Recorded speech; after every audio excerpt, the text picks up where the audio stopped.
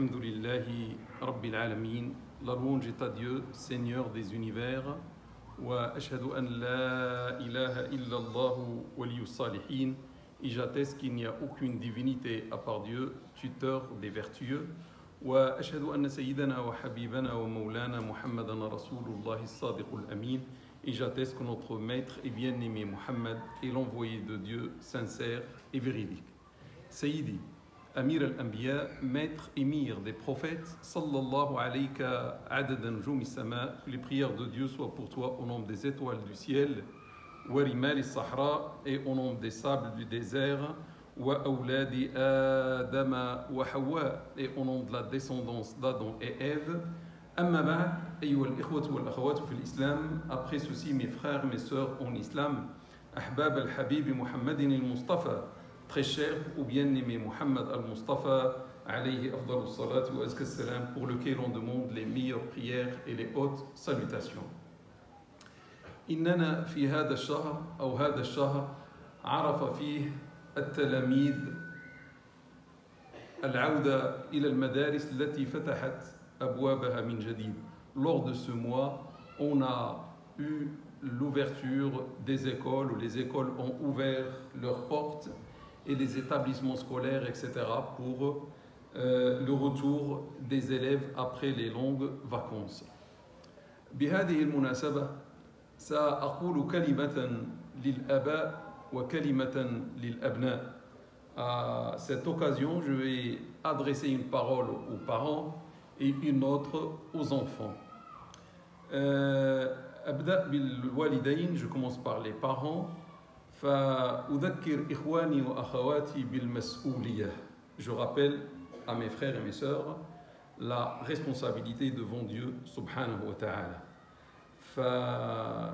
فتربية الأولاد مسؤولية كبيرة في الإسلام. L'éducation des enfants est une grande responsabilité en islam. فالإنسان لا يربي كما أراد. On ne peut pas éduquer comme on veut. On ne peut pas faire ce qu'on veut.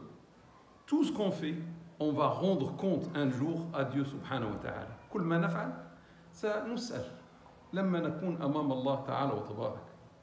والإنسان الذي لا يريد أن يربي أو يعطي قيمة للتربية الأفضل أن لا يلد.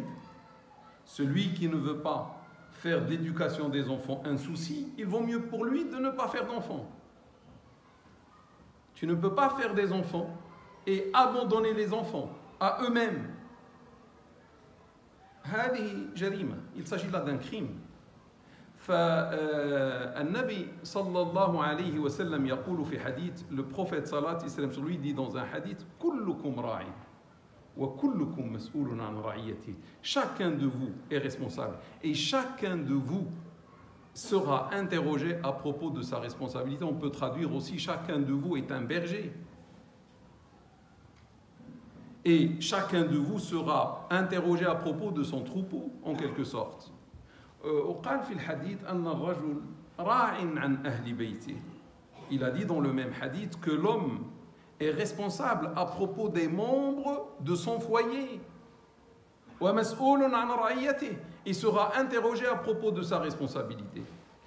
والمرأة راعية في بيت بعلها ومسؤولة وعن ولده, راعي عن البيت وعن الولد ومسؤولة عن ذلك.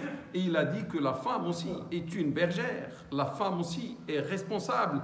Il a dit dans le foyer de son mari et à propos de ses enfants. وكلكم راع وكلكم مسؤول عن رعيته. Et il a fini par, et chacun de vous est responsable et chacun de vous sera interrogé à propos de sa responsabilité. Al-Hadith rawah Bukhari wa Muslim, c'est un hadith rapporté par l'imam Bukhari et l'imam Muslim. Al-Mas'ouliya mawjouda. La responsabilité est là et personne ne peut fuir la responsabilité le jour de la résurrection. Que Dieu nous préserve, que Dieu nous guide. جيد, نحن مسؤولين. On est responsable. كيف نفعل? Comment on va faire? On fait des enfants par plaisir, par amour. Les enfants grandissent et deviennent des autres à l'âge de l'adolescence, etc. Comment on va faire? هون عليك أخي أختي Donc là, je dis mes frères et mes sœurs, l'islam lam ya'murka bin nata'ij. L'islam ne t'a pas, frères et sœurs, ordonné d'avoir le résultat ou les résultats de l'éducation. Amaraka faqat bil akhdi bil asbab. L'islam t'a demandé uniquement d'utiliser les moyens et non pas d'arriver au résultat. Ça, c'est autre chose. Parmi les moyens que Dieu a mis à ta disposition pour t'aider à éduquer tes enfants, al-qudwa, an takuna qudwa, que tu sois frère ou sœur, un modèle.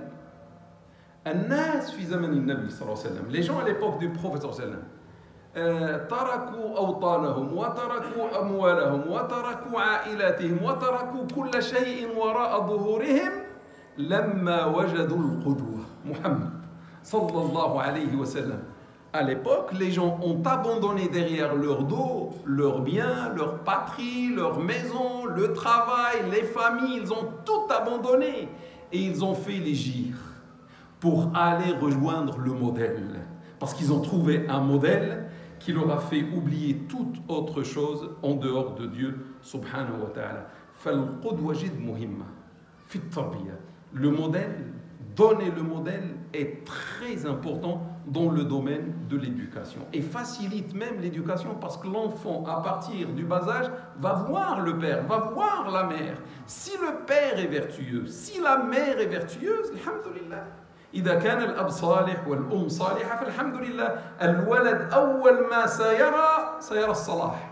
La première chose que l'enfant va voir, c'est la vertu. أما إذا كان الأب لا يصلي والأب كذاب والأم ما أعرف ماذا تعمل فكيف هذا الولد سينمو طيبا. Mais dans le cas où, par exemple, le père est un grand menteur, le père ne prie pas ou ne prie pas à l'heure, etc., manque à ses devoirs, on donne un mauvais modèle, il n'y a pas de modèle, on donne un mauvais exemple aux enfants. Et si la maman est aussi ressemble à son mari, c'est grave. C'est grave, grave. الوسيلة الثانية أو السبب الثاني هو الحوار. La deuxième méthode ou le deuxième moyen que Dieu nous a donné, c'est le dialogue.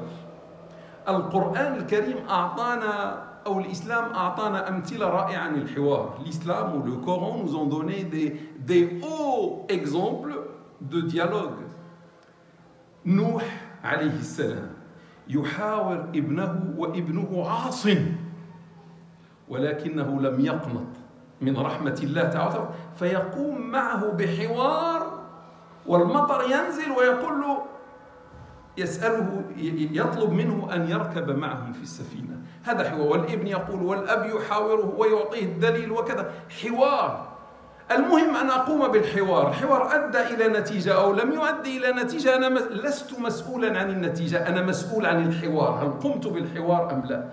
Noé, par exemple, Nuh, salat salam sur lui, dans un moment critique, il y a le déluge qui se présente, il demande, il fait un dialogue, un hiwar, avec son fils qui est désobéissant. Il lui demande de monter. Mais d'abord, il doit le convaincre de croire en Dieu, subhanahu wa ta'ala, d'obéir à Dieu, subhanahu wa ta'ala, et de monter avec eux.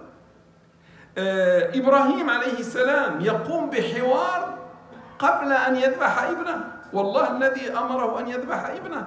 Abraham, salat et salam, lui, a fait un dialogue avec son fils, juste avant de l'égorger, alors qu'il a reçu l'ordre de la part de Dieu de l'égorger. Normalement, il devait l'égorger sans parler avec lui, parce qu'il peut parler avec lui, il peut prendre la fuite. Et Ibrahim serait un désobéissant, parce qu'il a laissé l'occasion à son fils de prendre la fuite. Mais malgré ça, il a fait un dialogue, il a noué un dialogue, il a établi un dialogue avec son fils. L'importance du dialogue. يعني إبراهيم عليه السلام قام بحوار مع ابنه وهو الأصل أن يذبحه ولو نائما. المهم أن لا يخالف أوامر الله تعالى وتبارك. ورغم ذلك يقوم بحوار مع ابنه يقول له سأذبحك وإلى غير ذلك. Il va lui dire je vais t'égorger, etc. ولكن انظروا إلى التربية. إبراهيم ربى ابنه. فالابن يقول له اذبح يا أبي ستجدني إن شاء الله من الصابرين. Vu l'éducation donnée par Abraham à son fils, le fils a réagi convenablement. Il lui dit, il tend le cou, il lui dit, égorge-moi. Tu me trouveras, Inch'Allah, parmi les obéissants, ou parmi les patients, من الصابرين. لو تقول هذا الكلام لابن اليوم يأخذ الهاتف وينادي على البوليس. Si tu parles, si tu dis la même chose, dans les mêmes conditions, un ordre venant à Dieu, tu dis ça à ton fils de 18 ans, il va appeler la police. هناك كذلك حوار يوسف مع أبيه, le beau dialogue de Joseph avec son père. صلاة السلام sur les deux. حوار النبي صلى الله عليه وسلم مع الذي يريد أن يزني. شاب يأتي النبي صلى الله عليه وسلم يقول له إذن لي في الزنا. Le dialogue de notre prophète صلى الله عليه وسلم avec un jeune qui voulait faire l'adultère. Il est venu vers le prophète صلى الله عليه وسلم lui demander l'autorisation de faire l'adultère.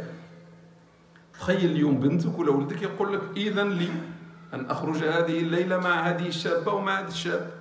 Imagine aujourd'hui ton fils ou ta fille, 18 ans, 20 ans, te demande l'autorisation pour sortir avec une fille ou avec un garçon, etc. Qu'est-ce que tu vas faire? Le prophète n'a pas frappé, n'a pas chargé, rien.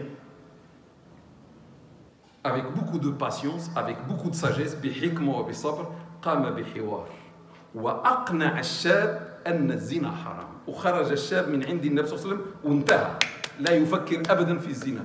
Et après le dialogue, par sagesse, par argument, etc., amour, etc., le prophète a pu convaincre le jeune de renoncer à l'adultère. Il est sorti et ça y est, il ne pense plus dans sa vie à l'adultère.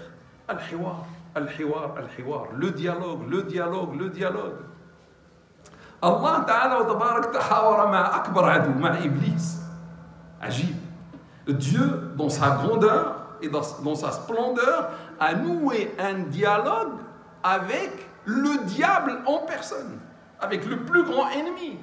لما قالوا لماذا لم تسجد لآدم وقد أمرتك بالسجود وكذا ويجيب الشيطان والله يتكلم ويحاور الشيطان.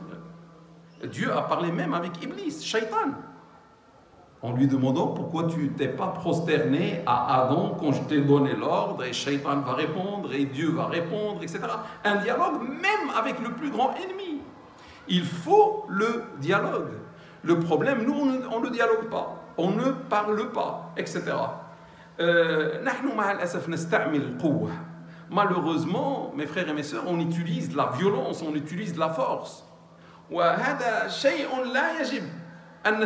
C'est une chose qu'on ne doit pas utiliser. La violence, pas de violence dans l'éducation.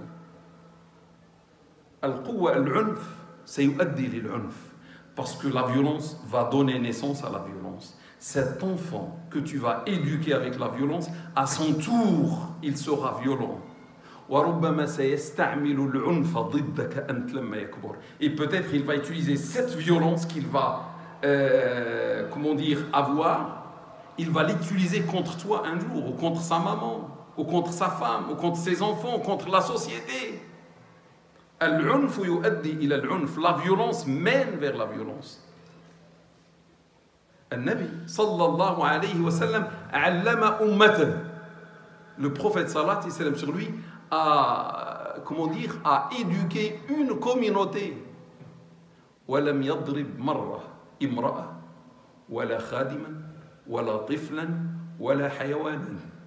Il a éduqué sallallahu alayhi wa sallam sur lui toute une communauté sans jamais avoir recours à frapper une femme, un esclave, un enfant ou une bête. Jamais. Seulement avec la parole. La parole est forte.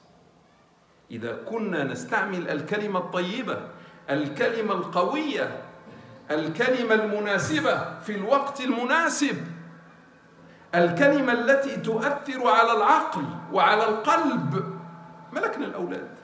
Dans le cas où on fait comme le prophète sallallahu alayhi wa sallam et on utilise le bon mot, le meilleur mot, le mot convenable à la situation convenable, le mot qui influence ou qui a une influence sur le cœur et sur la raison de l'enfant, on a tout gagné. Et sans recours à la violence.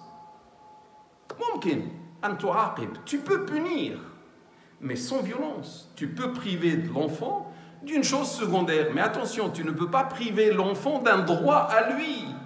Là, tu seras dans le tort, tu seras dans la faute et la désobéissance à Dieu subhanahu wa ta'ala. Si tu veux priver ton enfant d'une chose secondaire, d'une chose que tu donnes de ton plein gré, mais qui n'est pas obligatoire. من بين الوسائل كذلك ومن بين الأسباب هو العفو. Parmi les autres moyens que Dieu a mis à notre disposition, c'est le pardon. L'islam, c'est la religion du pardon. أن تعفو أن تبين لابنك أو لابنتك التوبة إلى الله, que tu montres à ton fils le chemin ou ta fille le chemin du repentir. ممكن أن نقع في الخطأ. On peut commettre l'erreur. On est des êtres humains. Fautifs, faibles, etc., etc. Le jour où ton fils, et tu dois t'attendre à ça, un jour, ton fils va commettre une erreur ou deux ou plusieurs. Ta fille va commettre une erreur ou deux ou plusieurs. Tu vas la tuer. Tu deviens criminel. Dans cette vie ici-bas et l'enfer éternel dans l'au-delà. Qu'est-ce que tu vas faire? Tu frappes, on a dit, pas de violence. Qu'est-ce que tu vas faire? نعمل ندل نعلم الابن أو البنت التوبة نغفر نعفو. Donc on montre à l'enfant le chemin du repentir et on pardonne. وبدل ساعة أخرى. يقول الله تعالى وتبارك يا أيها الذين آمنوا إن من أزواجكم وأولادكم عدوا لكم فاحذروهم. Ô vous qui avez cru, il y a certains parmi vos conjoints ou vos enfants qui sont des ennemis à vous. Ennemis, mon Dieu, qu'est-ce qu'on va faire? Est-ce qu'il va nous dire chassez-les de la maison? Qu'est-ce que Dieu va dire? Il va nous dire وَإِن تَعْفُوا وَتَصْفَحُوا وَتَغْفِرُوا فَإِنَّ اللَّهَ غَفُورٌ رَحِيمٌ. Il peut y avoir des ennemis dans les conjoints. Conjoint, c'est homme ou femme, hein? Conjoint, c'est pas seulement la femme. يعني من أزواجكم ماشي المرأة.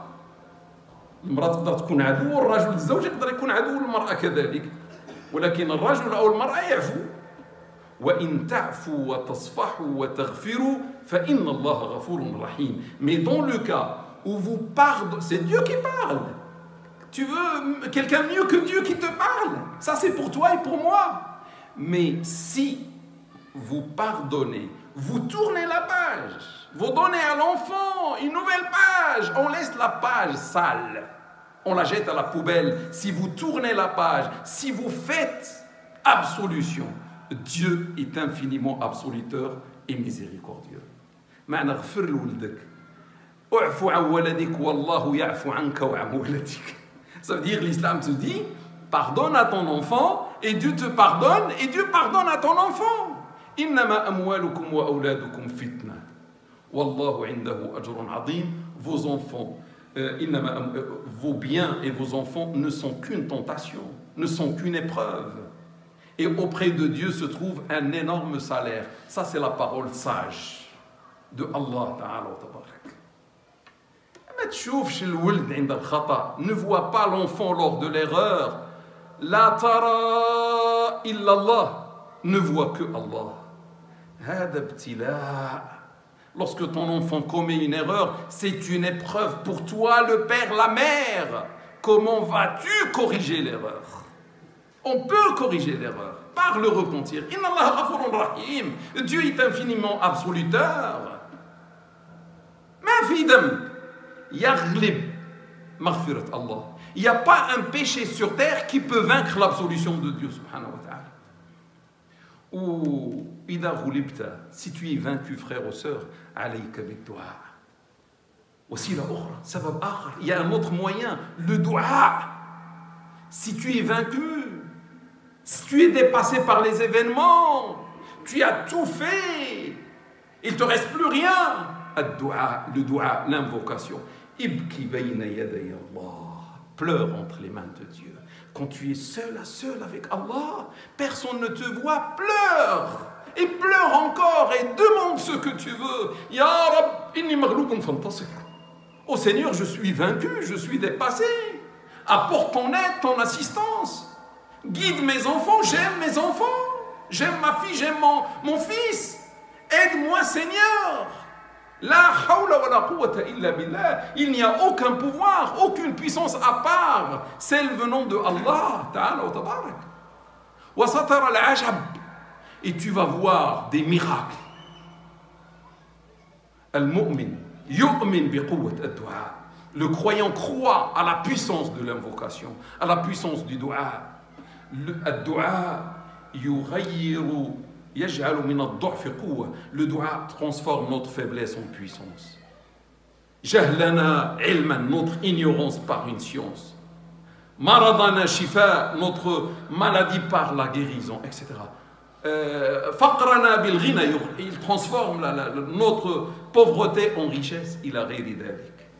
عندك دعاء تكلم مع الله parle avec Allah تعالى وتبارك ولا تظن أخي أختي أنك بقوتك بمالك بذكائك بعلمك ستنجح ابنك في الدنيا أو في الآخرة فأنت مغرور. Et ne crois pas, frères ou sœurs, qu'avec ton intelligence, avec ta force, avec tes moyens, avec ta place sociale, ton rang social, tu vas provoquer la réussite de ton enfant dans cette vie ici-bas ou dans l'au-delà. Tu ne fais que le moyen. Et le résultat du moyen que tu vas utiliser vient de la part de Allah Ta'ala wa tabarak. Innaka la tahdi man ahbabt, yaqulu Allah. Dieu nous dit dans un grand verset coranique, tu ne guides pas, certes, tu ne guides pas celui que tu aimes, mais c'est Allah qui guide qui il veut. Il dit cette parole à son bien-aimé Muhammad sallallahu alayhi wa sallam. Muhammad yurid an yaj'ala min ammihi wa habibihi Aba Talib musliman. Muhammad sallallahu alayhi wa sallam s'efforçait à convertir son cher oncle Abu Talib avant sa mort. Il n'a pas pu. Il est mort mécréant, mata kafiran. Abu Talib mata على دين أبيه عبد المطلب. هذا أكبر نبي, le plus grand des prophètes n'a pas pu. فيقول له الله إنك لا, فكان حزينا, le prophète était triste. فقال له الله إنك لا تهدي من أحببت ولكن الله يهدي من يشاء. Tu ne guides pas certes celui que tu aimes, mais c'est Allah qui guide qui il veut. وقال له في مكان آخر وما على الرسول إلا البلاغ المبين. Dans un autre verset, il lui dit, le messager n'est tenu que de transmettre avec clarté. Point. Toi aussi, comme père, si le grand des prophètes n'avait pas le devoir, l'obligation de convertir les gens, il devait seulement transmettre avec clarté. Point. C'est Allah après qui fait ce qu'il veut. Toi aussi, père ou mère, tu ne peux pas transformer tes enfants. Tu ne peux pas causer la réussite ici ou là-bas de tes enfants, mais tu dois éduquer avec les moyens qu'on a cités. Que Dieu nous aide. أقول قولي هذا واستغفر الله لي ولكم ولسائر المسلمين فاستغفروه إنه هو الغفور الرحيم وآخر دعوانا أن الحمد لله رب العالمين. الحمد لله وكفى وسلام على عباده الذين اصطفى وعلى رأسهم سيدنا وحبيبنا ومولانا محمد المصطفى صلى الله عليه وسلم وعلى آله وصحبه وعلى كل من لسنته اتبع واقتفى. Amin. Amma ba'd, ayyuha al-ikhwat wal-akhawat fi l'islam, après cela, serviteur de Dieu, maintenant je vais m'adresser aux enfants, et comme je parle avec les enfants qui comprennent le français, donc je vais parler uniquement en français. Mon frère, ma soeur, sache que depuis tes 15 ans, si ce n'est pas avant les 15 ans, tu es devenu responsable. Tout à l'heure, tu as entendu, on a parlé de la responsabilité de ton père et la responsabilité devant Dieu de ta maman. Mais n'oublie pas que toi aussi, tu es responsable. Tu sais depuis quand? Depuis 15 ans. Tes 15 ans, quand tu as fini 15 ans. Si ce n'est pas avant, et tu le sais, chez nous, il y a la responsabilité. C'est-à-dire, depuis 15 ans, tu es responsable de tous tes actes. Deuxième chose, n'oublie pas une règle de Aqidah, que là où tu es, mon frère ou ma sœur, Allah est avec toi. À l'école, dans la rue, avec tes amis, dans le foyer, même s'il n'y a pas les parents, même s'il n'y a pas les parents sont absents, et tu es seul au foyer, tu ne peux pas faire ce que tu veux, parce que ton maître, Allah, se trouve avec toi. Il te voit, il t'entend, et tu passeras un jour entre ses mains pour rendre compte de ta responsabilité. C'est ça l'islam. Chez nous, il n'y a pas une chose qui s'appelle l'adolescence, où je fais le haram avec excellence. Non, non, non, non, non, non, non. En islam, il n'y a pas l'adolescence. Hein? En islam, il n'y a pas l'adolescence, la jeunesse, où je vais faire tout le haram pendant l'adolescence. Je dois profiter de ma jeunesse pour tout faire. Non, non, non, non, non, non. Tu profites de ta jeunesse pour adorer Dieu. Tu ne vas pas dire, je ne vis qu'une seule fois la jeunesse, autant que je profite. Tu ne vis qu'une seule fois la jeunesse, autant que tu profites pour adorer Dieu, subhanahu wa ta'ala. Tu sais c'est quoi la récompense? Yaqulu al-Nabi, sallallahu alayhi wa sallam, le prophète, salat et salam sur lui, dit, min bayni sab'a alladhina yudhilluhum Allahu fi dhillihi yawma la dhilla illa dhilluh, shabun nasha'a fi ibadatillah. Parmi les 7 qui seront à l'ombre, le jour où il n'y aura aucune ombre à part la sienne, un jeune, une jeune qui a grandi dans l'adoration de Dieu et non pas l'adoration des désirs et du diable, etc. La tansa, akhi, ukhti, kadhalik. N'oublie pas, frère, donc ne rate pas le rendez-vous qui est l'ombre de Dieu. L'ombre de Dieu, ça veut dire que tu rentres au paradis sans être jugé. ولا تنسى كذلك أن أول آية نزلت أمرا اقرأ. N'oublie pas que le premier verset coranique c'était un ordre à moi et à toi, c'est lis. يجب أن تقرأ. Tu dois lire, tu dois apprendre. Il y a l'école pour ça aujourd'hui. Pour appliquer ce verset coranique, il y a l'école qui t'accompagne jusqu'à l'université. Tu dois apprendre et tu dois lire. C'est une obligation. Conformément au verset Iqra, lis. عندك 6 أعداء. Tu as 6 ennemis qui vont t'éloigner de ce chemin, ou qui vont t'éloigner de la réussite dans cette vie ici-bas, ou qui vont t'éloigner de la réussite dans l'au-delà et de l'ombre divine. N'oublie pas, frères et sœurs, qu'on n'est pas d'ici. Un jour, on était dans le paradis. Et un grand ennemi a causé en quelque sorte notre sortie du paradis. Et on doit tout faire pour retrouver le paradis. Et cet ennemi va tout faire pour nous éloigner du paradis et pour être avec lui dans l'enfer. Notre demeure, c'est le paradis. Et on est ici seulement pour préparer ce retour. Donc on a le grand ennemi, c'est Shaitan. Un ennemi invisible, extérieur, qui nous parle. Et lorsqu'il nous parle, on croit qu'on parle avec nous-mêmes. Il représente un danger en quelque sorte. Méfie-toi de ce premier ennemi. Le deuxième, c'est l'âme instigatrice du mal qui réside en notre fort intérieur. Cette âme est avec nous, dans notre corps. Elle est instigatrice de tout mal. Donc c'est un ennemi et tu dois prendre ton âme comme ennemi, ainsi que le shaitan. Et le troisième ennemi, c'est la mauvaise fréquentation. Le troisième ennemi, c'est la mauvaise fréquentation. Choisis tes amis. Choisis celui que, lorsque tu le vois, il te rappelle Allah. Et lorsqu'il parle, ta foi augmente. Ne choisis pas celui que, lorsque tu le vois, tu te rappelles du diable et du haram, et du plaisir, des péchés, etc. Les 3 autres ennemis, rapidement, qui peuvent t'éloigner cette fois-ci de la réussite dans ta scolarité, c'est les absences. Tu dois être à l'école, tu dois être au lycée, tu dois être dans le lieu où Dieu t'a dit lis. Tu ne peux pas sortir de la maison, les parents croient que tu es à l'école et l'école croit que tu es à la maison et tu es entre les deux. Absent, tu ne peux pas apprendre, tu ne peux pas réussir. L'absent ne peut pas réussir, il n'a rien appris. Et qu'est-ce qu'on va faire lorsqu'on est dehors et Dieu nous voit? Il n'y a pas mieux que nos études et l'école. Le 5e ennemi, c'est le manque de travail. Quelqu'un qui va à l'école, etc., mais il ne travaille pas. Ne pas travailler, c'est une absence. Ça veut dire que je suis présent par le corps, absent par l'esprit, qui ne va pas travailler. Et je n'aurai pas la réussite si je ne travaille pas, soit à l'école, soit à la maison pour faire mes devoirs, etc. Et tout ça, c'est un devoir. Pour l'école, c'est un devoir dans notre religion.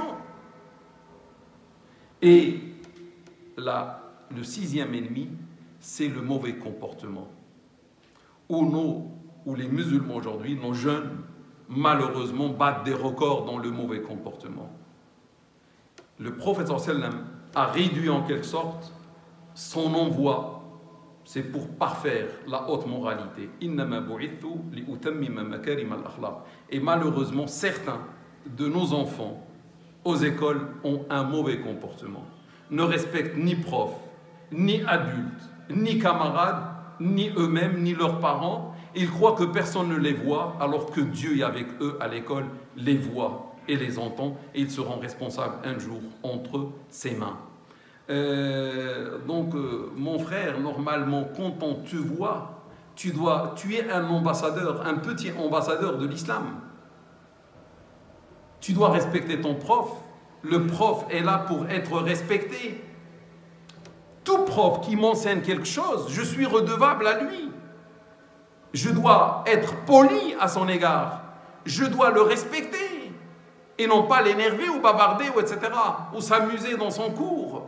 Parce que quelqu'un qui partage avec moi la science, et je ne paie rien, il partage avec moi la science, soit il va m'enseigner les maths, ou la physique, ou la chimie, ou le français, ou l'anglais, ou le sport, ou n'importe quelle science. Comment je dois faire pour le remercier? À part le bon comportement. Malheureusement, même ce bon comportement qui est musulman, on s'est éloigné de lui. C'était les 6 ennemis de la jeunesse. Et je demande à Allah Ta'ala d'aider nos jeunes, nos enfants et les enfants de nos frères et sœurs à trouver le droit chemin, Inch'Allah, à réussir dans cette vie ici-bas et à réussir dans l'au-delà.